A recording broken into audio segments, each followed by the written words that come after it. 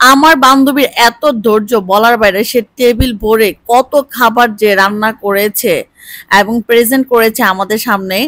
সে বলে সামান্য কিছু করেছি, আমার ফ্রেন্ডের সামান্য কিছু হলো এটা। যাই হোক, সাফরাতে চলে গেলাম, সাফরা থেকে একটা কেক নিয়ে নিলাম আমি। তারপর চলে গেলাম আমার ফ্রেন্ডের বাসায়। তো এই তো ওর বেডরুমটা, ওর বাসাটা আসলে অনেক সুন্দর করে গুছানো সাজানো, বাচ্চাগুলো টিভি দেখছিল এখানে, আর আমি ভিডিও ক্লিপ নিচ্ছিলাম। আর এই তো ম্যাডাম ব্যস্ত, আরেক ফ্রেন্ডকে ফোন দিচ্ছে। আর রান্না বান্না করে একদম এমনি টায়ার্ড হয়ে গেছে। আসলে এক হাতে এত কিছু করা মানে খুবই কষ্ট হয়ে যায়। আমি তো একদম পারতাম না, কারণ আমি একটু কাজ করলে অনেক বেশি টায়ার্ড হয়ে যাই। এই জন্য আমার বাসায় কেউ আসতে চায় না, জানে যে আমি অনেক বেশি অস্থির হয়ে যাই। আমি একা হাতে এত কিছু করা আমার পক্ষে সম্ভব না। ও এটা শুধু আমার বান্ধবী মুক্তাকে দিয়ে সম্ভব। যাই হোক, এই তো মাহি, মাহির একটু ভিডিও ক্লিপ নিচ্ছিলাম এখানে। আমি আসলে একটা কেক নিয়ে গিয়েছিলাম আর কি, ওটা কাটাবো ওদেরকে দিয়ে। আর এই তো এটা মাহির রুম, অনেক সুন্দর করে সাজিয়েছে মাহির রুমটা।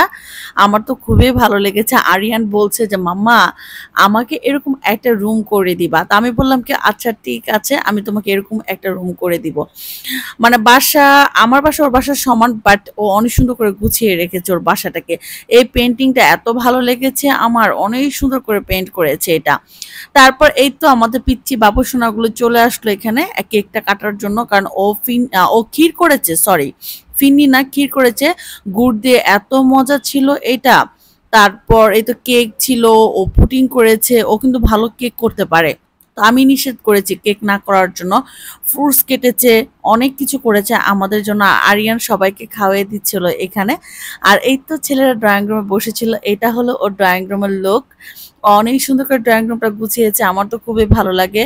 এরকম ড্রয়িং রুম সাজানো থাকলে কিন্তু যারা ব্লগিং করে তাদের ভিডিওস গুলো কিন্তু অনেক বেশি ফুটে ওঠে। আর এই তো খাবারগুলো সব এখানে কি কি করেছে সবকিছু বলবো বা দেখতে পারবেন আপনারা আমার এই ব্লগে।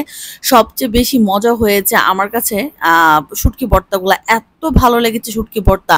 শুটকি ভর্তা দিয়ে আমি অনেক খেয়েছি। এখানে বেগুন করেছে, তারপরে এখানে পটল ভাজা করেছে, ডিমের খুরমা করেছে, মুরগির রোস্ট করেছে, সব ধরনের ভর্তা করেছে, বড় বড় চিংড়ি ভুনা করেছে, এখানে গরুর মাংস করেছে, এখানে মানে এত কিছু রান্না করেছে, কুফতা করেছে ও এখানে, অনেক কিছু করেছে একা হাতে। মানে কি বলবো, ও প্রায় আসলে আমাদেরকে দাওয়াত করে খাওয়ায়, আর টেবিল ভরা খাবার থাকে। আসলে আপনারা এখন বলতে পারেন আর কি আমাকে, যে টেবিল ভরে খাবার দিলে কি মানুষ ভালো হয়ে যায়? না, মানুষের ব্যবহার, আচার আচরণ, আপ্যায়ন, এটাই সবচেয়ে বড় জিনিস, টেবিল ভরে খাবার না। কিন্তু আমি দেখাচ্ছি, যেহেতু আমি গিয়েছি, আর ও এভাবে সবসময় সবাইকে আপ্যায়ন করে। ওর জন্য অনেক দোয়া রইলো, ও অনেক কষ্ট করে। আসলে মানুষকে মানে খাওয়ালে মানুষের আত্মার একটা না শান্তি পায় কেমন জানি। ধরেন যে একটা মানুষ খেয়ে যখন বলবে আলহামদুলিল্লাহ, তার আত্মার শান্তি পায়, সেটা কিন্তু এক ধরনের সওয়াব পাওয়া যায়। তো সব ছেলেরা বসে পড়লো এখানে। আমরা আসলে একটু টেন্সে ছিলাম, আমার একটা ফ্রেন্ড আসবে, ও একটু লেট করে ফেলছে আসার জন্য। হয় না যে দুই তিনটা ফ্রেন্ড একসঙ্গে হলে বেশি এনজয় করা যায়। তো আরিয়ান আবার আমার ফ্রেন্ডের রোজটা খুবই পছন্দ করে ও। তো আমি জিজ্ঞেস করছিলাম যে আরিয়ান কেমন হয়েছে। আরিয়ান বলছে মাম্মা, রোস্টটা অনেক মজা হয়েছে। আরেকদিন খেয়েছিল ওর রোস্ট, তো এসে বলেছিল যে আন্টি তোমার হাতের রোস্টটা অনেক মজা। আর এই তো লাস্টে রাত 12টা, 12:30 আমার ফ্রেন্ড আসছে।